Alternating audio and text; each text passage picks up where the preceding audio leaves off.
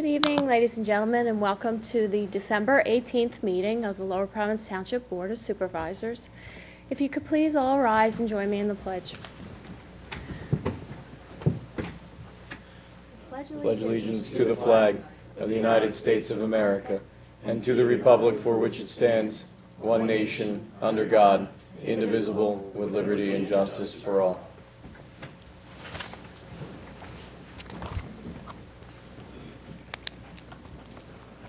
Okay, Deb, could you please call the roll for me? Absolutely. Mrs. Ekman. Here. Mr. Sergini. I'm here. Mr. Duffy. Here. Mr. Thomas. Here. Mrs. Zimmerman. Here. Okay, we are all here. Before our meeting this evening, we met in executive session. We discussed legal, personnel matters, and real estate matter, actually, as well. All right, first up on our agenda this evening, item 1 is the consent agenda. We have minutes and some monthly reports, payment of bills in that, and our meeting dates for next year. If everybody's okay with that, could I have a motion to accept the consent agenda? Make a motion? Or did you want to change the date? Okay, we have a motion. Do we have a second? Second. Okay, second, and we have one change? One suggested change the meeting on April 2nd to be April 1st, which is a Wednesday. Okay. All right, and Jill, are you okay with that recommended change? Yes. Okay, any questions on the motion? With that one adjustment to the date, that's because of Easter. It would be a holy day, so we're moving it. Any questions from the audience? Okay, hearing none, we'll call for the vote. All those in favor consent by saying aye. Aye. Opposed? None, motion carried. Okay, item 2, new business. All right, 2A, discussion and consideration of award of a residential trash and recycling bid. Engineer? Mrs. Ekman, I can handle that one, yes. Good evening. Recall at last meeting, we had just recently opened the trash bids. We were able to formulate a tabulation of bid results, but didn't really have much chance to digest the meaning behind all of those numbers. So since that time, we have kind of gone through the bid packages, found that JP Mascaro is the lowest qualified bidder. All of the documents required under the bid specifications are provided with that bid, including insurance certificates, landfill certifications, and the like. I think as Rich and I have been speaking about these options that are available to us, I think we're going to recommend that we stick with the current level of service. That is a twice-a-week pickup with bulk yard waste recycling as the basic contract. So then I believe the question becomes whether we want to do a 3-year contract with 2 one-year extension options or a 5-year contract with 2 one-year extension options. In the memo I sent to the board, I don't know that I have any strong feelings one way or the other. I think we need to kind of think about what's coming in the future and try and predict as to whether prices will rise or prices will fall. If there is some expectation that prices will rise in the future for things like fuels, landfill space, labor, we might want to consider the longer-term contract. If in the alternative we can project some decrease in costs for fuel, for landfill space, then perhaps a shorter-term contract might be in order. I don't know that I have any strong feeling one way or the other, but obviously turn it over to you guys for any discussion or questions that might come up based upon those thoughts. Okay, thank you, Tim. By any chance, do we have this chart available that we could put it up on the screen? Just because I'm not sure if our public has been able to review it, and I think it's helpful just to be able to visualize the numbers in a very simplified form. We have a lot of options listed there, and Yeah, I guess I should point out, just so the public remembers, that when we opened the bids last month, we were happy to find that for the same level of service going forward, this period of this contract, we're paying $420 per year per household, basically, for this level of service. Moving forward, we're looking at about a $50 a year savings over that price. So the $355 range is what we're looking at, as opposed to the $400 range we're paying today. So thankfully, we're seeing some reduction in those costs. Okay, thank you, Bill. So what we see up there highlighted is your recommendation, Tim, as well as the manager's recommendation. Correct. Yeah, I looked at it, I took Tim's numbers, I crunched them. I was surprised to find that the controlled volume overall wasn't more competitive. Of course, the once-a-week pickup is the most economical, but when I ran the numbers on the 3-year and the 5-year for the twice-a-week pickup. You know, both of those are less than what you are paying now, without any reduction in service. And there's a 9% difference between the once-a-week pickup and the twice-a-week pickup, which, you know, for basically double the service, I think the 9%, particularly since it's quite a reduction over what you're paying now, is well worth it. Now, in terms of whether it should be a 3-year contract for the twice a week or the 5-year contract for the twice a week, I mean, be my guest. You know, we ran through all the scenarios: deflation, inflation, you know, oil prices, you know, natural gas, fleets as opposed to diesel power trucks. You know, either one of those is a good pick. Now, in fact, if you pick the 3-year, it's really a 5-year because you have 2 additional years of options. Now, that does drive the contract up a little bit, and when you drive it up a little bit, instead of $342 a year, it's $355.80 a year.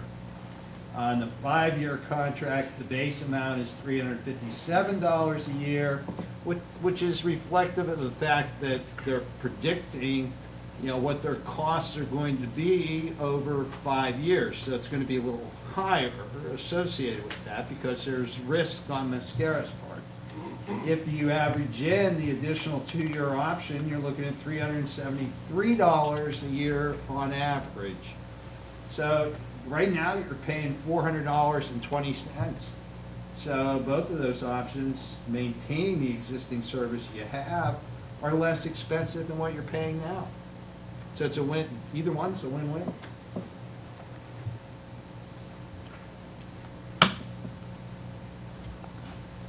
Okay, thank you, Rich. I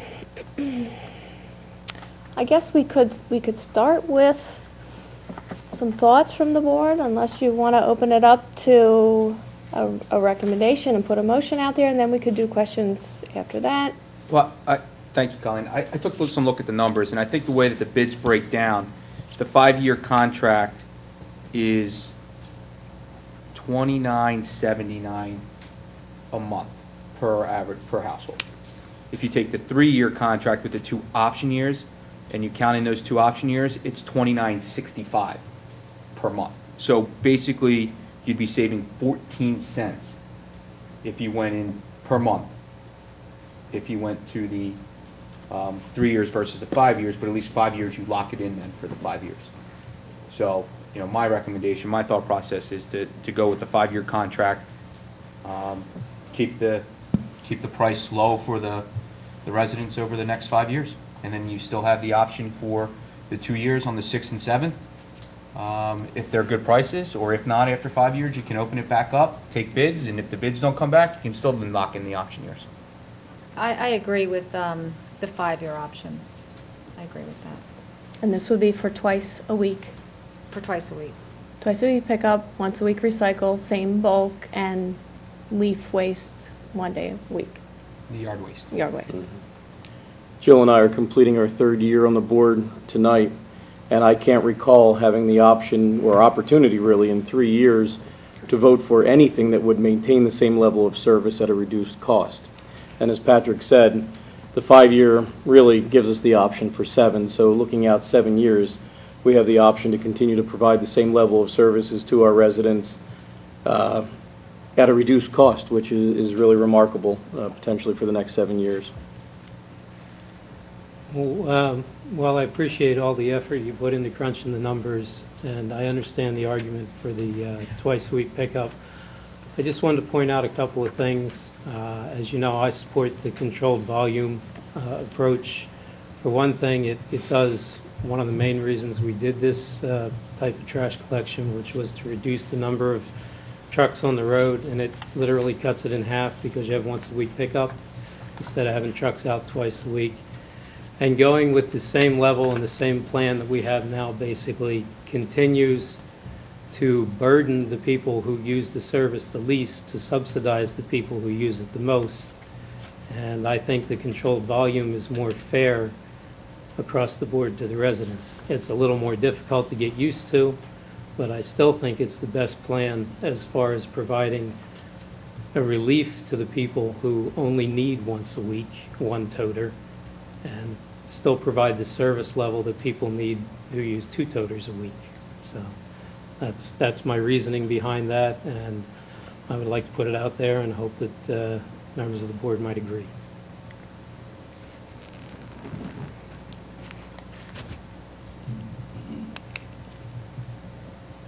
And it's an even greater reduction in costs for the people who choose one toter once a week.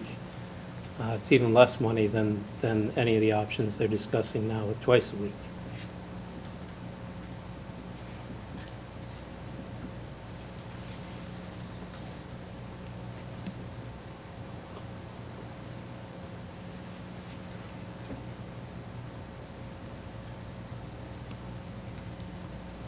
Well, I guess that leaves me, for my opinion, and I probably am the third option in the group. I'm looking at it in a very simple perspective of the lowest price. I do agree with Patrick and Jill and Jason that twice a week and for that price is very economical. It's a great buy for the service that we're getting.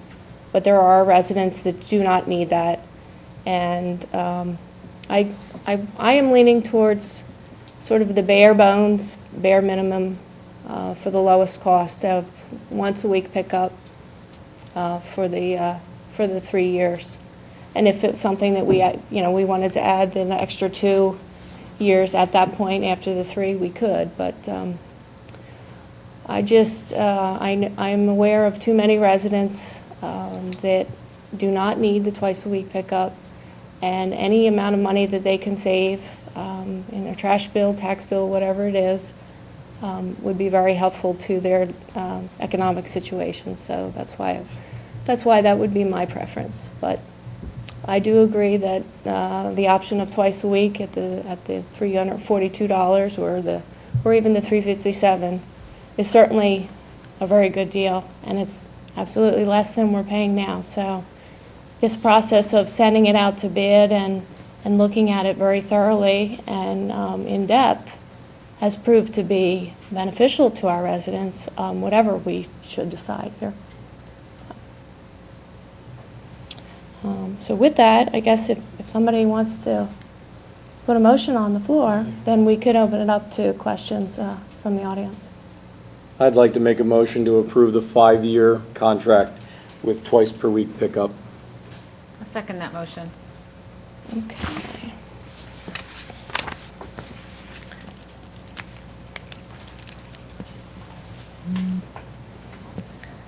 Okay, we have a motion and a second, so I will first ask if there's any questions on the motion from our board members.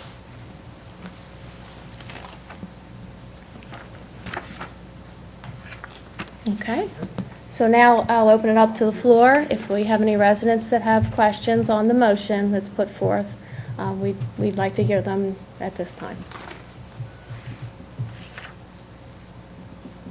Yes, please come forward if you want.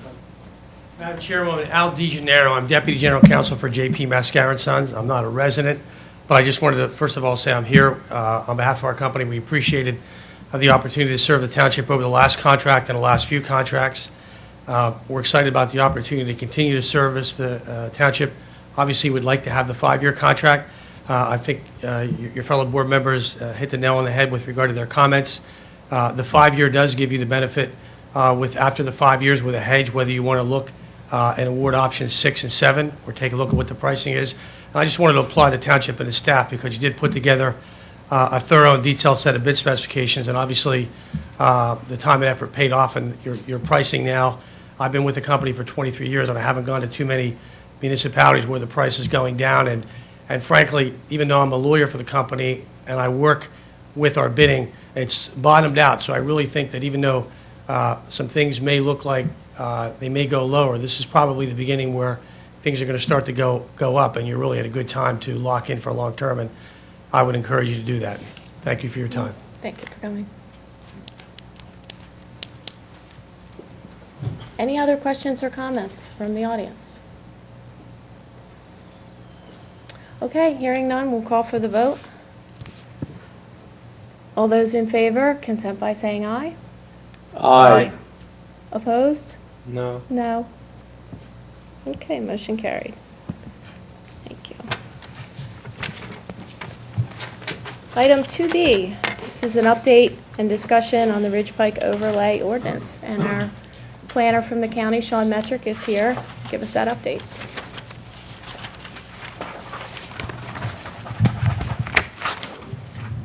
Mr. Sean. Sean, how are you? Good, how are you doing? Good, thank you.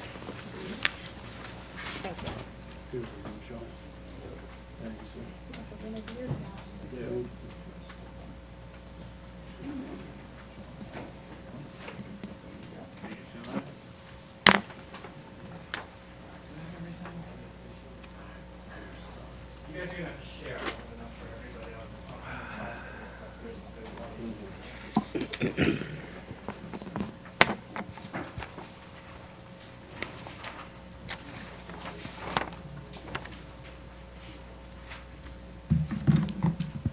Is that good? Can everyone hear me?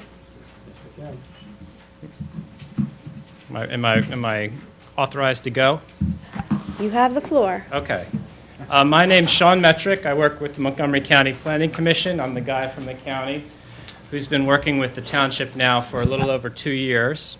And the main thing I've been working on with the township is to look at the zoning district along Ridge Pike in the western third of the township, the area from Level Road to Perkiomen Creek. And I've worked extensively, I would say. That's the adverb I would use with the Planning Commission so far to draft site plans, to work on a proposed zoning amendment and a zoning map amendment. And we met as a joint meeting with the Board of Supervisors and Planning Commission 2 months ago to discuss where we were with the project, come up with a list of recommendations, and I took those back to the Planning Commission last month in November and brought them back the ideas and worked through some changes to the zoning amendment. And I'm coming back here to speak with you tonight to update you on where we're at in that process. Tonight is not a public hearing in anticipation of adoption of the ordinance. Tonight is an opportunity for the board to discuss the changes to the ordinance, any concerns they may have with the ordinance, and to tell me and tell the Planning Commission what you'd like us to do next with the ordinance. So it's really, the point of coming here and using your time tonight is to get the ideas out in a public meeting along with the code. I'm going to spend a little bit of time refreshing your memory as to what we discussed, and then I'm going to show you a build-out scenario where we took these new zoning standards and applied them to a random property in this district that we're proposing a zoning amendment for. We talked about 4 things at the joint meeting. We looked at the zoning map amendment, the extent of the area we were going to rezone. And the feedback I got from everybody was that they were happy with the extent of the district. And I'll show you in a map where this district is proposed. So there's not much to report there. The new district proposes multifamily as a permitted use in the district. And that is a use that's not presently permitted in most of that area. So there were concerns about the conditions of approving that type of development in the area. And we came up with some ideas where we made a multifamily use a conditional use with certain standards, which I'll go over. There were big concerns about transportation improvements in the area, and there were concerns about how we deal with all the existing properties out there. And by perhaps maybe adopting a zoning ordinance, making existing buildings and businesses non-conforming, how do you deal with this burden that you may be creating when in fact we really don't want to be making a more burdensome bureaucratic a mess of the zoning code. So the main thing we were thinking about with this whole process was to make Ridge Pike into more of a walkable, interconnected area where there would be more activity, more development, more people than there is today. And how do you accommodate all of that? You accommodate it by accommodating higher densities and by making it a more walkable place to be. And so that involves some streetscape and building design and site design standards that are in the code. And these are some renderings that we came up with on the Collegeville Insight to illustrate what we were talking about. One of the big things we keep talking about with the road is the cross-section of the road. Right now it has an 80-foot ultimate right-of-way. So when anyone wants to develop, they have to dedicate whatever's not currently in the right-of-way to the township out to 80 feet, with the center line of the road and being the middle. Currently, there's 2 lanes of travel in this part of Ridge Pike, both directions. 80 feet is a lot of space. You can do a lot of stuff in 80 feet, and I think it's a good number to stick with. So that's a great number, because you can have these 2 travel lanes in either direction. That's 44 feet. You can have an 8-foot shoulder that could be used for either parking, bike lanes, or pullover areas for buses, for bus stops and things like that. That still leaves you 4 feet area for planting and another 6 feet for a sidewalk before you even get into the area that's not in the right-of-way. One of the ideas I've been trying to get across in this whole process is one of the really essential things about making a place nice to walk is to make sure that this space where people are walking and the cars are traveling in, make it feel like a room. And for it to feel like a room, it has to have walls on either side of it. And that's why in our zoning text amendment, we have something called a build to line, which I'll illustrate in this site build out I'm going to show you in a second. And that is the fronts of buildings have to come up and be built at a certain distance from the front of the road. Whereas in the past, we just had said there would be a minimum front yard setback of X, whatever X the number would be. But really, you could put your building anywhere on the lot. This is a little different. This is saying some part of your building has to be this close to the road. And that encloses the road and helps contribute to a better place to walk. This isn't on the table right now, but 80 feet cross-section works really well if Ridge Pike ever went to 2 lanes of traffic with a center turn lane in the middle. When you have this condition and about 20,000 annual cars a day, and you don't right now on this part of Ridge Pike, this cross-section actually moves traffic better, has a higher level of service than this one. That's counterintuitive, because you look at this and you say there's more lanes, but there's friction that happens when people change lanes, want to turn left and want to pass on the right. My wife calls this lane the speeding lane. So there's all sorts of things going on, but this is a more orderly way for traffic to move, and if you have coordinated intersections, this design works better. So that's something to look in the future. But we can work with this 80-foot right-of-way and anticipate perhaps this happening in the future and make these adjustments, as long as the buildings that get built today get built in the right places. So the 4 standards of multifamily housing that are new to the code that I want to go over with you are there's architectural standards, there's location requirements, we're giving a height bonus near the intersections, and there's a density maximum in the code. The blue area is the district we're contemplating rezoning. Here is Level Road, Cross Keys Road, Germantown Avenue meeting here, and here's the Perkiomen, the bridge over the Perkiomen. And this blue area outlines the area we're contemplating rezoning. The circles are all the areas within 500 feet of the intersection. If you own a lot that just intersects any of these circles I've drawn, you can do multifamily housing by conditional use. So the largest current lot under that would be the Collegeville Insight? Is that accurate? By square feet, by acres? Currently owned by the same owner? If it's not the largest, it's in the top three. I'm thinking about this one where the IBW is pretty large. This one here is pretty large. And the parcels here that are part of Superior Tube are, do you call them one or do you call them separate ones? But Anybody on staff know the acreage of the Collegeville Insight? Any chance? No. Okay. Sorry, thank you, Sean. yeah, the other standard in here is if you put your building completely inside these circles, you can actually add a story to it. Because early in the process, we thought that greater density should be concentrated in nodes around the three intersections. So we afford people under the text amendment greater height in these areas. They still have to comply with everything else in the code, and they may not be able to do the 4 stories that the code allows them to. But at least they have that potential to do that if they want to. The second thing that we addressed that's different in this draft than you saw before is how we deal with nonconforming uses. Your existing code lets a nonconforming use or structure expand up to 25% at the become 25% larger than it was at the time it became nonconforming.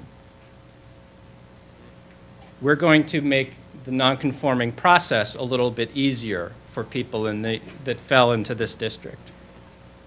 What we've proposed is to say, as long as you're not expanding as long as you're not either doubling your square footage or adding more than 7,500 square feet, you don't have to comply with these site design standards that we've put into the code. If you go over that number, we're going to trigger it, and we're going to say you need to satisfy at least 2 of the 6 conditions I've put in the code. And I'm going to put Mr. Rice on the spot right now and ask him, Mr. Rice, can the Board of Supervisors exercise discretion as to which of these conditions the applicant would have to satisfy, or does it have to be the applicant's choice? So there are 6 conditions by which the applicant must satisfy at least 2 of them. Design criteria? Some of them are design, some of them are streetscape improvements. And they have to do that if they either double their square footage or go over 7,500 square feet, whichever comes first. And you're talking about non-conforming uses. Yes, and structures. That's not in our code right now, but I thought it might be something to raise in this environment. And I mean, usually, what we have now, as I recall, which is typical with zoning ordinances, if you've got a non-conforming use, and you might have non-conforming setbacks, you might have other non-conformities other than use. But when you want to change a non-conforming use to, say, another non-conforming use, usually you go to the zoning hearing board, you get a special exception. I mean, that's the typical path of release in most ordinances. I'm not looking at our ordinance specifically. So if what you're proposing, and I don't know what the 6 conditions are, is to permit a non-conforming use that wants to do X percent, 100%, whatever it is, increase, putting that in front of the Board of Supervisors, you could probably do that as a conditional use. Then you get into the whole concept of a hearing and parties, and it becomes not just purely discretionary. There's got to be some standards. Could you permit that to be done by right? You're still going to have, I mean, some design, you're going to have some criteria if you don't put it to a conditional use.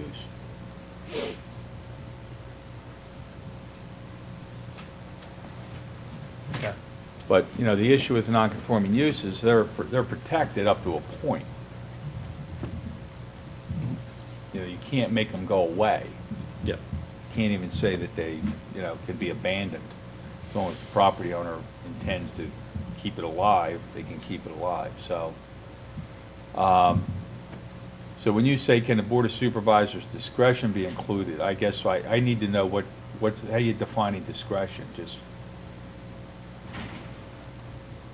Just purely like a land development plan? There's a menu of design criteria? It's a menu. It's a Something like menu. that. It's a menu with 6 options. And my question is, who gets to choose which of the 6 options get fulfilled? Like, are you asking, can the supervisors, can it be at their discretion? Is it the board's discretion or is it the applicant's discretion? I guess if we can't answer that question right now, it'll be a question I'll bug you about on the phone then. Yeah, I mean, usually when you have that type of a menu in order to increase density or something, it's usually the landowner's option to say, I'm thinking of like a transit-oriented Yeah.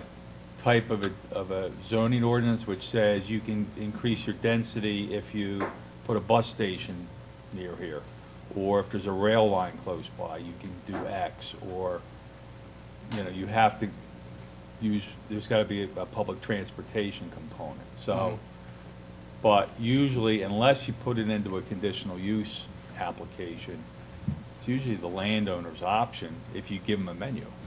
Okay. Have we established how many current establishments would become a non-conforming use under the proposed ordinance? Most would be non-conforming with regard to structural non-conforming. Structural, Yeah. okay. The buildings. But are- not use? But not use. In fact, we did the opposite. We made the use provisions in the code so broad that it encompasses everything in all the existing districts Okay. that are there right now. Basically, the purpose would be if somebody wanted to renovate or build over, they would have to bring their building out to the build line, that type of thing, if they went over 75% or 100% or 75,000 or 7,500 square feet. That's what we're trying to get at. It's Right. like, when do you Gotcha. start asking the property owner to start complying, or where do you let them slide on the standard? I'm trying to figure out how to quantify all that. Well, can't you make one of the conditions, i.e. the build-out line, a requirement, and then the other condition is just up to the, can't we just write it that way? If that's the most important one, if that's the one we're going to prioritize?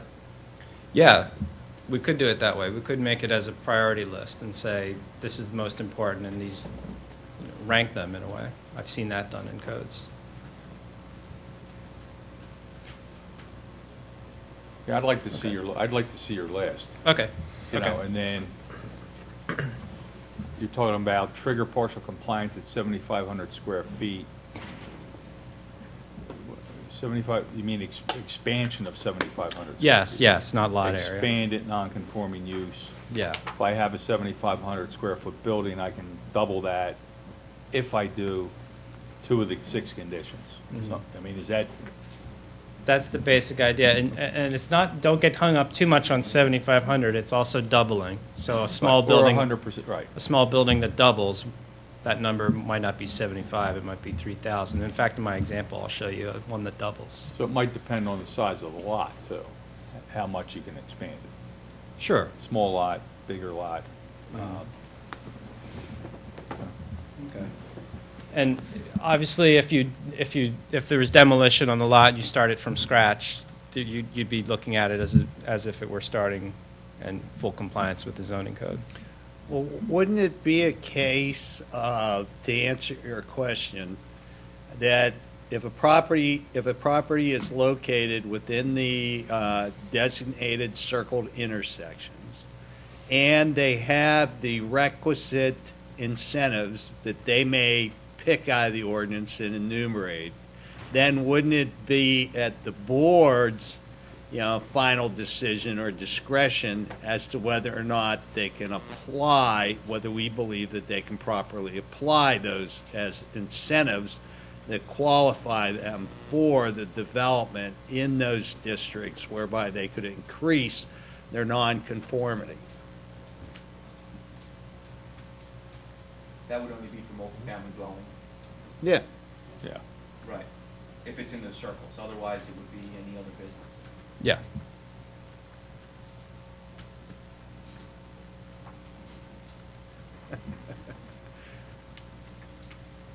Because the conditional use aspect only applies to the multifamily dwelling aspect, not to any other use.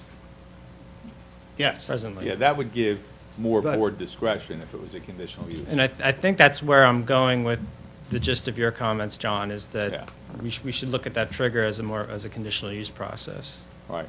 Yeah. If you make it by right, then, unless the conditions are drafted very tightly, you don't really have options, but if you want to do this, you've got to do all three of these, or all four of these, or whatever, you want to do to get what you're looking for. But in conditional use, you'd have a little more leeway. The board would have more leeway, more discretion, I think. Okay.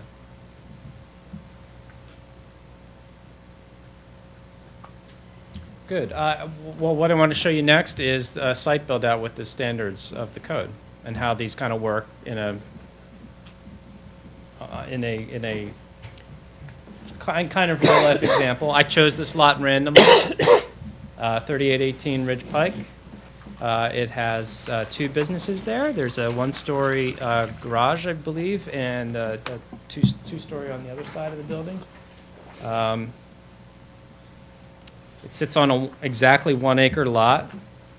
The lines aren't showing up too well here, but here's a corner of the lot, here's a corner of the lot, to here, to here. So lots of road frontage, about 320 feet of road frontage. This is what it looks like as of 2014, whenever this picture was taken. Parking out in the front, and it's a typical condition that you find in this part of Ridge Pike. This lot's also in the, this lot is eligible to do multifamily as well. This lot, most of the lot, especially if you put the building to the east side of the lot, would be eligible for the height bonus as well if this person wanted to do that. The other typical thing about this lot is that there's a curb here, about a 6-inch curb that runs along here right on the edge of the parking lot, and there's two entrances here. There's no sidewalk, the parking's in the front, and it's right on the road here. So this is kind of what it looks like today.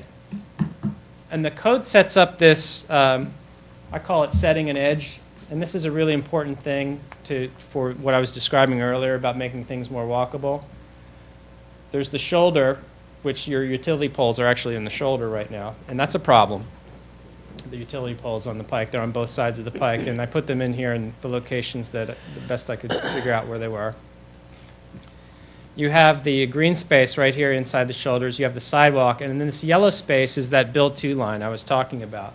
So you can kind of see that the existing building is not in the build to area. It's close, it's about 30 feet away, but it's not quite there. So what I proposed on this site was an expansion of about 100% of the building area. So this would sort of just be part of this trigger that we're talking about. There's access management standards in the code that require only one point of access per lot. So this applicant then would, as I showed you in the picture before, had two places to get on the pike. They would have then one. They would also have to record a cross-access easement permitting neighboring property owners access to parking areas at some point in the future. There'd be one access point here to a parking lot. If I wanted to maximize this parking here, I'd probably turn these spaces 90 degrees and probably get 1.5 modules in here. It's probably what I would need to do the extra space that I've added here. So I didn't design these quite correctly, but you get the idea of where the parking would go. It wouldn't go in front of the building, go to the side of the building. And along the streetscape then, there would be trees, there would be a location, this was where bus stops, trash cans, and street furniture and things would be placed in this area. And here, the building comes out into this Build 2 area.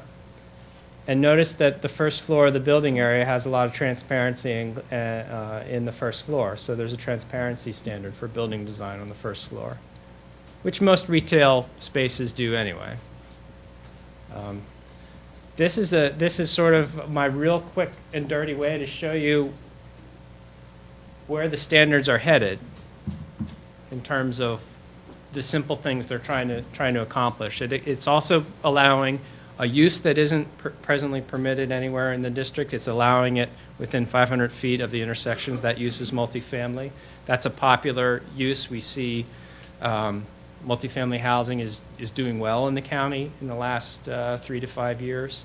It's sort of overtaken single-family detached as a more popular housing style. Some of that's being driven, a lot of that, honestly, has been driven by the cost of they're cheaper to purchase and to rent. Sean, does that multifamily mean townhouses or apartments? When you say Multifamily means apartments. It doesn't have to be renters. It could be purchased apartments, but like condos, I guess? It's our word for you walk out the front door of your living space and you walk into a common hallway before you walk out into the street. A townhouse, you walk out the door to the world, and you typically share a party wall with a neighbor that's vertical in a townhouse. So it could be a condo or an apartment, something like that. Yeah. Can you set ownership as a conditional use? No.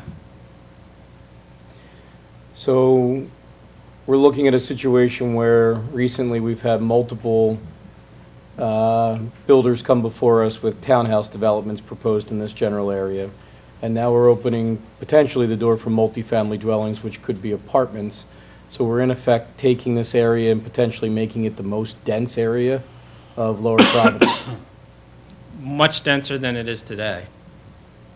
The potential for it. That's an accurate statement. Can we categorize them to be not renters but only condos, or do you have to permit both No. uses? You can't regulate ownership.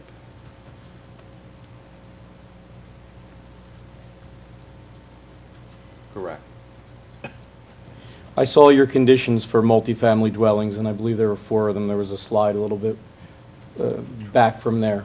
And one of them, at least in the proposed ordinance, talks about multifamily dwellings shall be located on lots with at least one non-residential use. What would preclude me if I have 20 acres and with at least part of that within the circle at the intersection from taking the 20 acres, putting a small non-residential use at the front of that, and then building multiple buildings within the 20 acres because it's the lot, each of which it looks like you can have up to 15 dwellings per acre. So Nothing would explicitly prevent you from doing that so long as you comply with all the other setbacks and Okay. parking and everything that So goes if I had a into it. 20-acre lot, I could put a small dry cleaner in the front and then 150 apartments in behind it. Yes, as it's presented. And that could happen Before you- all down Ridge Pike, just apartments the whole way, the way it's written? At every intersection. It couldn't happen all the way down Ridge Pike. It could only that multifamily use, multifamily dwelling is only permitted on lots that some part of the lot is within 500 feet. 500 feet of, The okay. So if your lot touches inside any of these circles, then you can do multifamily dwellings as a permitted use. Now, you have to go through conditional use process, satisfy those standards, but it is a permitted use. On either side of the street. But it's inaccurate to say it's the whole way down, because there are lots in here where you wouldn't be able to do it. I see that. Yeah, Thank you. and probably a few in here you couldn't. Thank you for clarifying that. Sure. But Jason raises an excellent point. Is there and I understand the reasoning behind encouraging mixed use, okay? But if we're encouraging mixed use and a developer is able to basically bastardize it by putting in a very small retail establishment and therefore triggering the allowance for multifamily use, haven't we, at that point, walked away from our real purpose and plan? Shouldn't there be a minimum square footage associated with something like that? That would be a solution I'd propose, yeah. It could be even indexed to the amount of units you wanted to put in. So if you were doing Mr. Sorgini's example of 150, maybe it's 15,000, maybe it's 20,000. For the business. That's a good size, good chunk. I'm always thinking.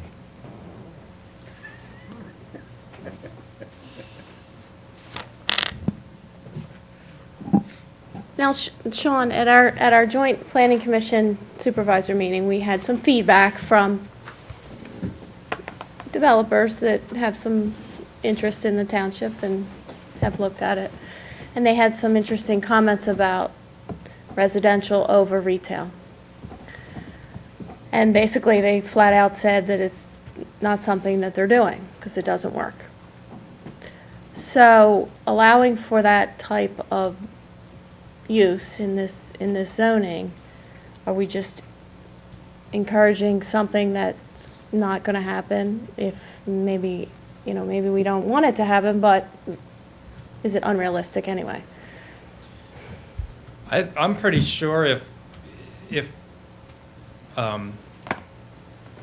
what they said remains accurate for a while, that you're not going to see that building type where the residential is stacked over the non-residential use. Because no one who spoke up at that meeting 2 months ago had anything favorable to say about that arrangement.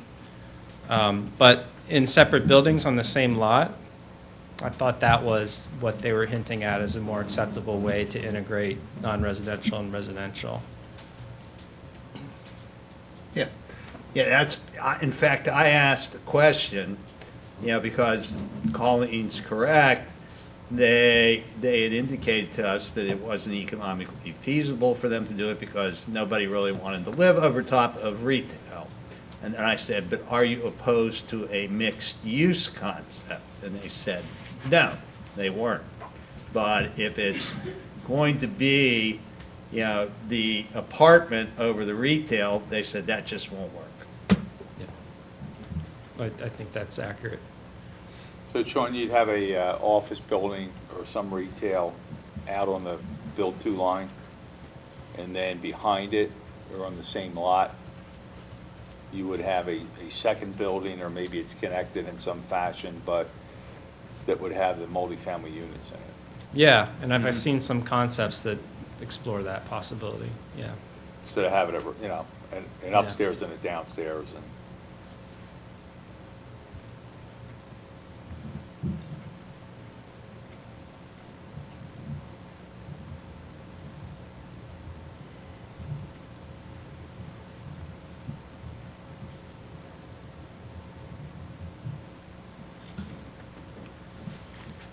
Okay, I have two comments from the board tonight that you tell me if I've got it right. In order to do multifamily dwelling, there ought to be a metric or standard that says you should do a certain amount of square feet of non-residential in order to do a certain number of multifamily dwellings. And give me some time to figure out what those numbers would be. And the other thing was that the non-conforming structures that expand, let's look at that as a potential conditional use process so we can introduce a little more board discretion into which standards get satisfied and which don't. Is there any other things I should be thinking about?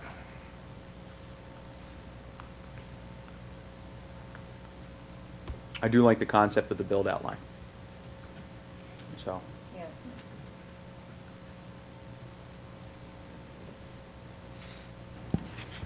I think this is very helpful that you showed, sort of a real-life situation finally. It's very helpful.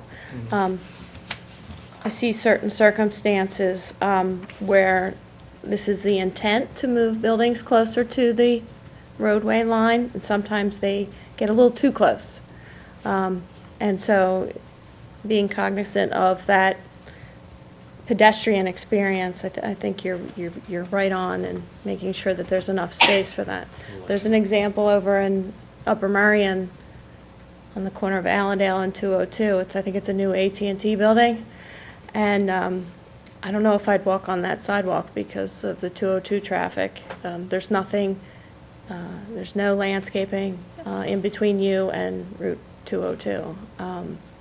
So I don't know what happened there, but it seems like they didn't take those things into consideration in that case. But that's certainly one example where you're too close. Yeah. If you know I what. drive past that twice a day, and I have the same general impression that you do, and I wonder if it's, they didn't dimension the green space well enough, and I know there is an abundance of overhead utilities in that location, which may have precluded them from doing street trees, doing some landscaping. So maybe there was a different solution that was possible there. But I have the same impression that you do. It's very tight. It's interesting condition when you're driving, because it almost feels like the building's moving in, encroaching in on you. So it's a very strange feeling. Sean, is there any way that the ordinance can address burying the utility lines? The ordinance already addresses that. The Ridge Pike Business District, as you know, I think the way it works, Mike, help me out here, is it exonerates the applicant from satisfying the SALDO standards for design, provided they bury utilities. It's saying if you do that, you don't have to clad the building in natural stone and the other things in the ordinance. I'm not, has anyone done that? Because I have an idea of how expensive burying utilities is. I guess it's hard really, right, if you're trying to redevelop a piece of land that's in between two, and what are you going to do? Over telephone pole and down and then under and then back up. So I guess it's tough if you don't have a coordinated effort. Yes. But I don't know if there's any way that you can make sure that we trigger some sort of, because eventually if you're really going to make it walkable and pedestrian friendly and everything, you need to get rid of the telephone, the utility poles. Is that so expensive that it prohibits development, burying those utilities? If it were a condition of development, it probably would be, Just moving a pole is, 20. moving a pole 20, 25,000 I've heard is just to move a pole. expensive. I Yeah, mean, that's what I was wondering. To take it and put it all underground from whatever point A to point B would be a huge amount of money. The old towns and the old boroughs, they all have poles where people are walking, the been the media or, county seat. They're ugly, but you sort of forget they're there. Yeah, I'd have to agree with Mr. Rice that if we're going to insist on burying the utilities, it almost kills this process because we're not going to see enough development in a big enough section to warrant that. So I think that we'd have to look at some sort of streetscape or some sort of creative ways of addressing living with the utilities.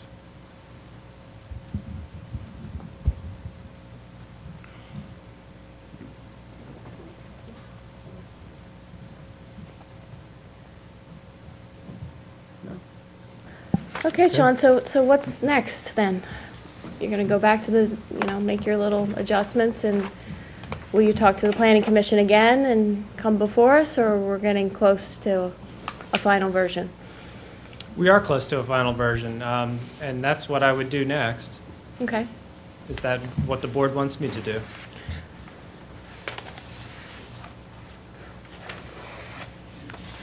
There may be some additional comments that we might want to Sure. forward to you.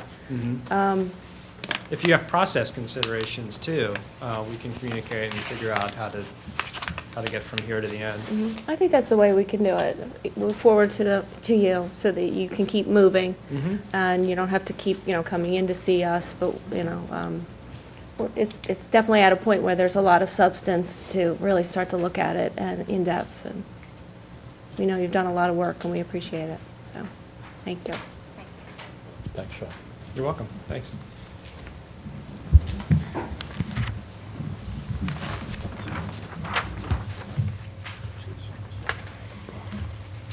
Oh, yeah. Yeah, is that in here?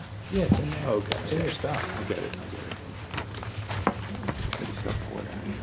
Just gotta pull it out of there. Okay, moving on. Item 2C for this evening is a resolution establishing the 2015 real estate tax millage rate at .905 mils as the rate for general purposes, .345 mils for Lower Providence Community Library, and .241 mils for Park and Recreation. And our township manager is going to give the briefing on that. Thank you. You've got 3 resolutions in front of you. Your first resolution, as Chairwoman Ekman just walked you through, is the easy one. That one's your general purposes, which hasn't changed, .905 mils. Is the library purposes, .345 mils, that doesn't change. Is the Park and Recreation operating millage, .241 mils, that does not change.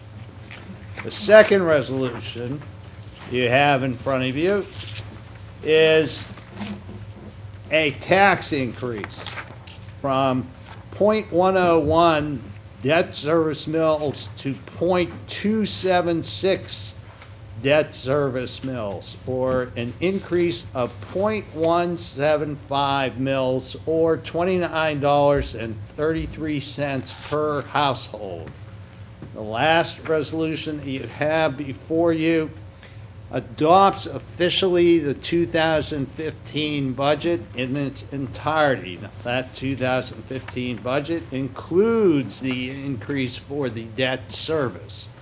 So if you decide to not enact the debt service increase, we will have to then authorize a couple of changes to the 2015 budget in terms of some transfers to cover those costs. And I think I pretty much summed it up. Thank you, Rich. I think you did sum it up. Okay, so we'll take the first one, which, like you said, is the easy one. It establishes the 3 rates, one for the general fund, the library, and the Park and Rec, and that has no change from the current year. Would someone like to make a motion for that? Make a motion. Okay, we have a motion. Do we have a second? Second. We have a motion and a second. Any questions from our board members? Questions from the audience?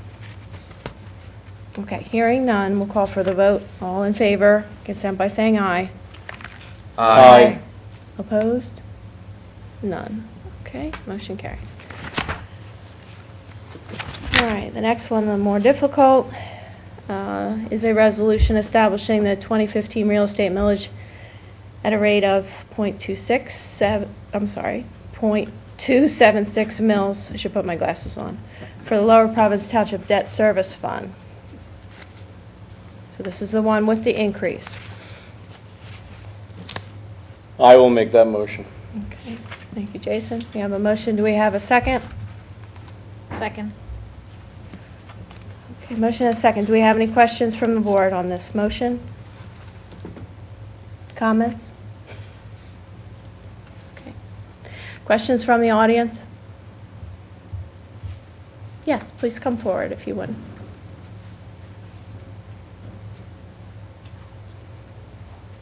Yes, my name is Preston Litweiler, 752 Mockingbird Lane. Just a question about what is causing and driving the increase in the debt service? Is it an increase in interest rates or an increase in the capital debt coverage?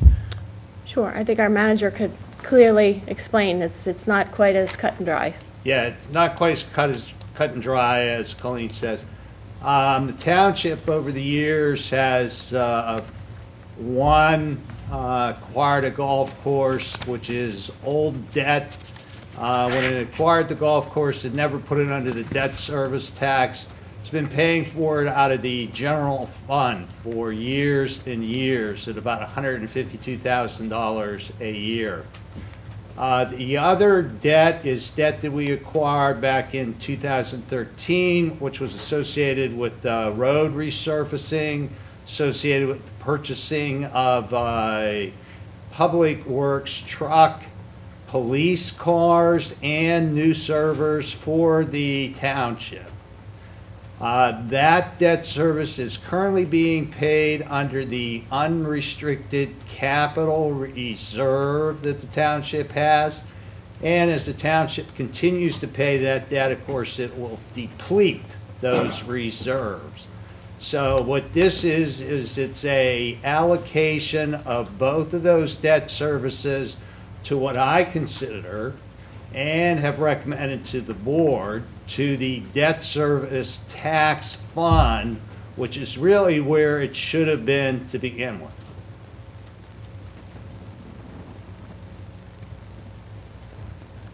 Okay, thank you, Rich. Any other questions from the audience? Did that answer your question? Okay. Okay. Okay, we'll call for the vote. All those in favor, consent by saying aye. Aye. Opposed? No. Okay, motion carried, 3-2. All right, with that, now we have the third resolution before us, and this would enable us to adopt their proposed 2015 budget and appropriating specific sums estimated to be required for the specific purposes of the municipal government. I will make that motion. Okay, we have a motion. Do we have a second? Second. A motion and a second. Any questions from the board? Questions from the audience on the budget resolution? Okay, hearing none, we'll call for the vote. All in favor, consent by saying aye. Aye. Opposed? Motion carried. Okay, item 2F is approval of our 2015 fee schedule. And we have a memo from Sue. You want to fill us in on that, Sue? Yeah, the proposed fee schedule for 2015 includes just a few small changes recommended by Carl for the Parks and Rec and Mike for Community Development. And it also includes the change in the millage for the debt service that you had just approved. So I'm requesting that the board approves the fee schedule as presented.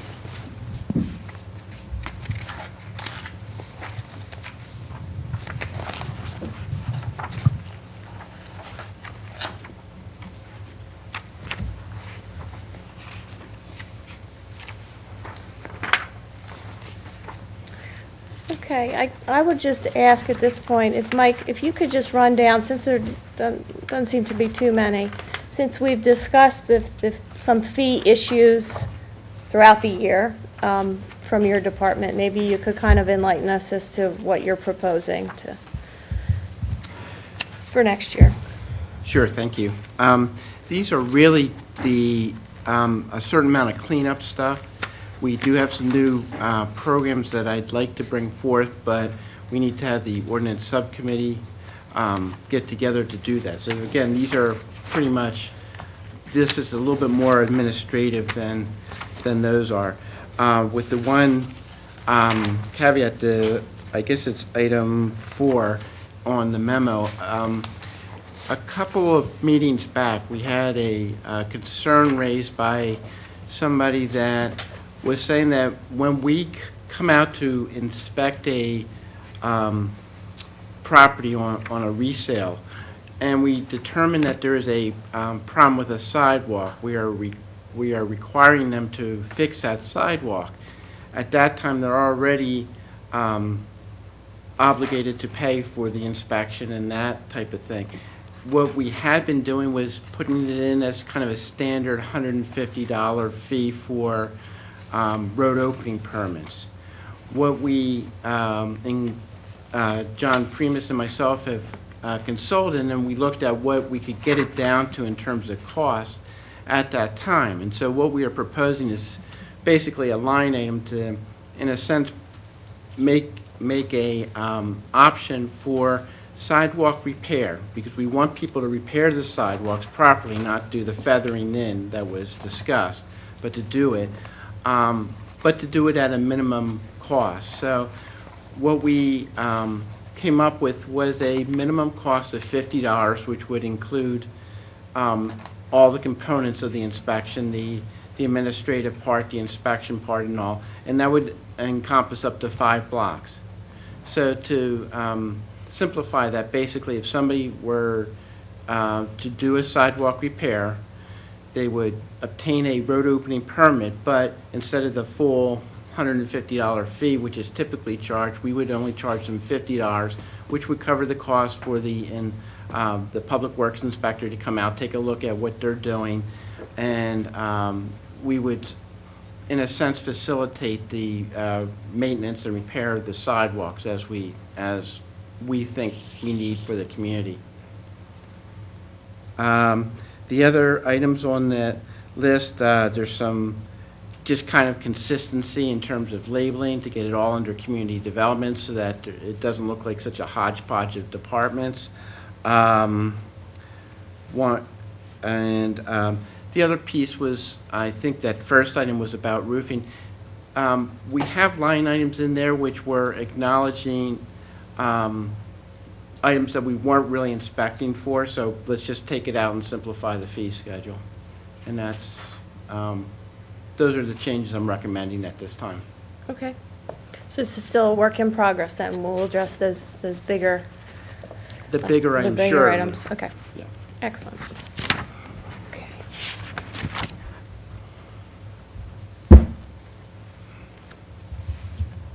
Okay, at this time, would one of the board members like to make a motion to approve the 2015 fee schedule? I would make that motion.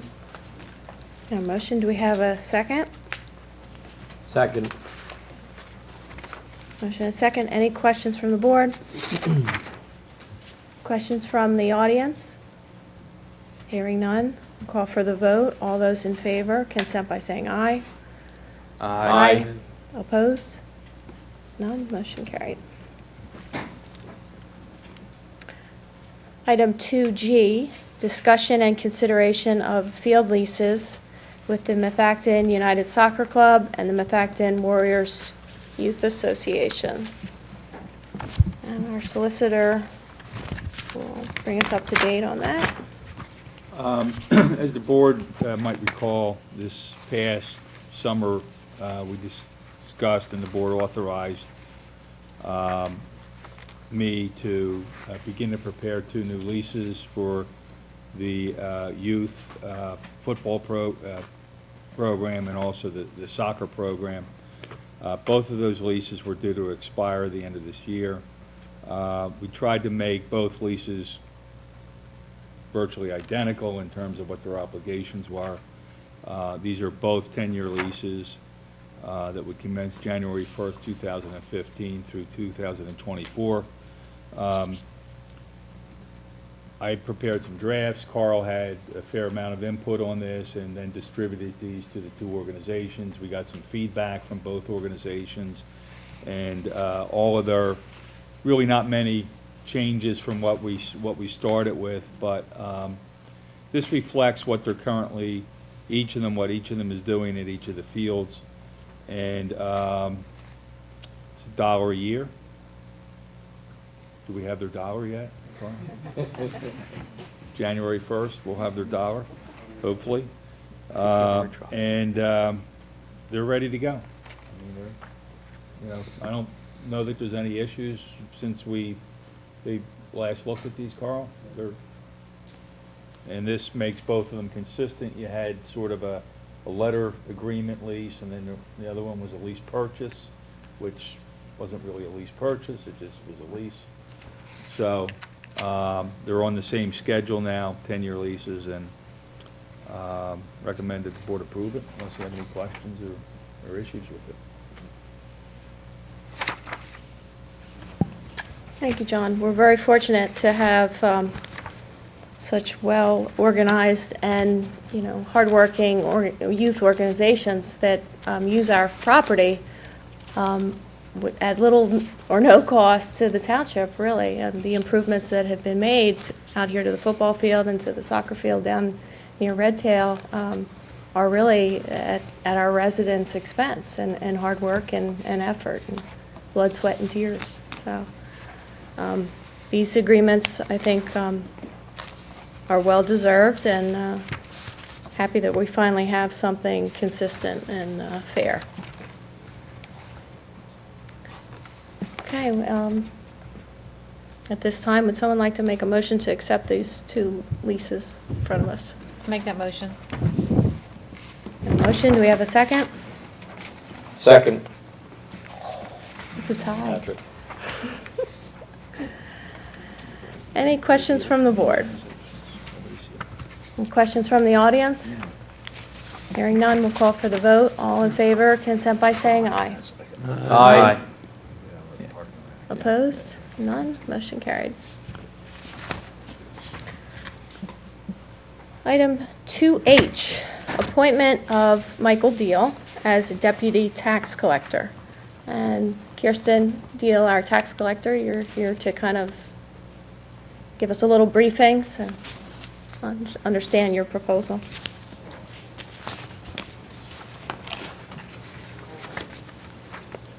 I don't know if everybody is aware that the state legislature recently made some changes to the tax collection law. One of those changes is the requirement of the tax collector to appoint a deputy for times of incapacitation, illness, mental illness, accident, any kind of incapacity where the deputy would take over and do the tax collecting during that period of time. So they're requiring us to appoint a deputy. And Mike is already working in my office with me, opening mail, processing payments. So it's the natural progression for him to be the deputy under me.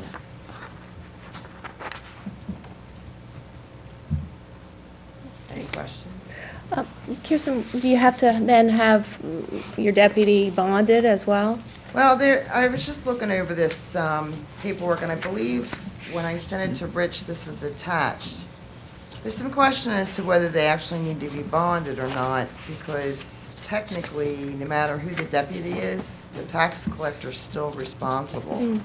So that's something that, I guess if you have any questions about that, we can talk to the bonding company about it. But they do have to approve the deputy also. Okay. I think there's a requirement that your surety has to approve. The surety has to The sign deputy, off on the right. deputy, but there's question as to whether it's really necessary Right. to have that person bonded or It's a not. separate bond. Right. Right. Yep, because they're only serving whenever you're incapacitated, Right, okay? And they're serving in your stead. right. And I'm still responsible. Okay.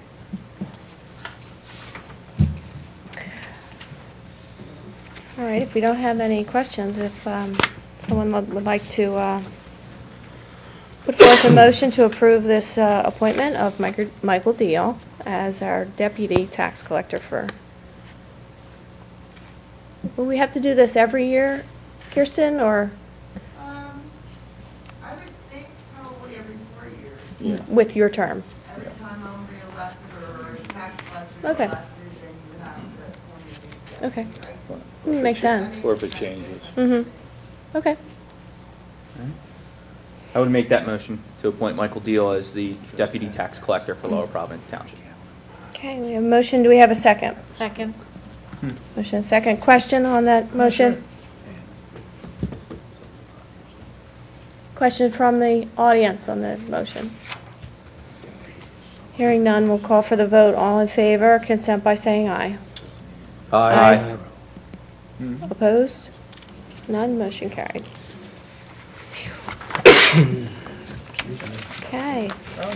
All right, we made it down. Item 3 was removed. So we're down to item 4. This would be our announcements. Zoning Hearing Board will hold their meeting next week, December 22nd at 7:30. I haven't seen what's on their agenda, Mike. Thank you. There's just one item, it's the proposed Dunkin' Donuts project at Ridge and Trooper. They are taking over an old site that exceeds impervious coverage. They are reducing that impervious coverage, but not enough to get it down to the standards. And so we'll be in front of the zoning hearing board for a variance. Okay. All right, our 2015 reorganization meeting for the Board of Supervisors will be held on Monday, January 5th, 2015. That'll be at 7:30, just like our regular meetings. We'll start at 7:30. And that'll actually, we'll have some true business items on that agenda, so it is a meeting of some substance. It's not just reorg. And the reorganization meeting of the Board of Auditors will be held Tuesday, January 6th, 2015, at 4 p.m. Okay, and courtesy of the floor, we'll start with board members, if you have anything. I have two things, Colleen. On Tuesday, December 9th, the Parks and Rec Committee held their monthly meeting. It was a wrap-up of the tree lighting ceremony that was held the Friday before, which was a great event. Thank you, Carl, to you and everybody on your staff and on the board for putting forward such a great event again. And then the meeting was mostly wrapping up, seeing what we could do in the future for the tree lighting, and then also to work on programming for the upcoming spring season. Last night was the monthly Planning Commission meeting. Before it was one agenda item, which is a proposed Taco Bell restaurant at the corner of Audubon and Trooper, where the old Texaco gas station was. The Planning Commission had some comments, and the Taco Bell is going back to redo some plans and is going to go back before the Planning Commission at a future date. Okay. I attended the monthly sewer authority meeting last Wednesday, the 10th of December. It was a year-end wrap-up meeting, and a new director for the Lower Perkiomen Valley Sewer Authority has been appointed for the coming year. And that would be Fred? No, the overall director. Oh, I'm sorry. I wasn't paying attention. It's a gentleman whose name escapes me at the Okay, moment. yes, we were talking about that. Mike McGinn? Something Something to that effect. Again. Yes. Okay. Thank you, Jason. Any other comments from board members? I attended the library board meeting. The renovations to the interior of the building, specifically the bathrooms, has been delayed due to some problems the contractor's having, but not delayed by a lot, a couple of months. The library is in the process of planning for next year, their regular fundraisers, and something new for in the fall. Stay tuned. Thank you, Don. Okay, any comments from residents?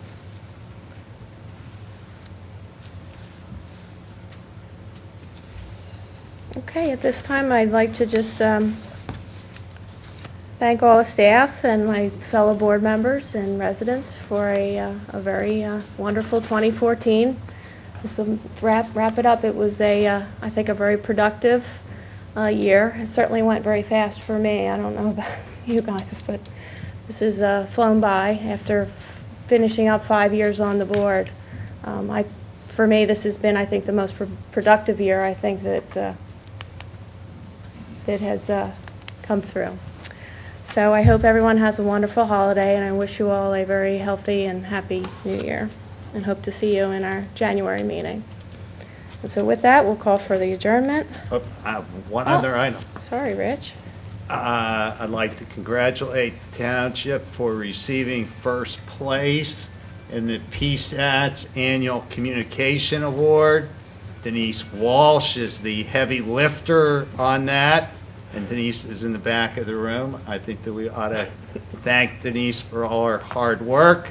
Last year we won first, second, and third, but this year we got first for our annual report. That's still pretty good.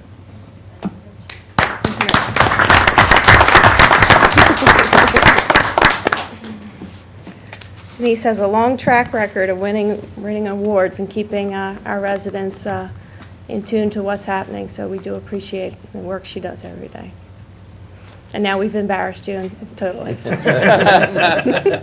But I do that every day.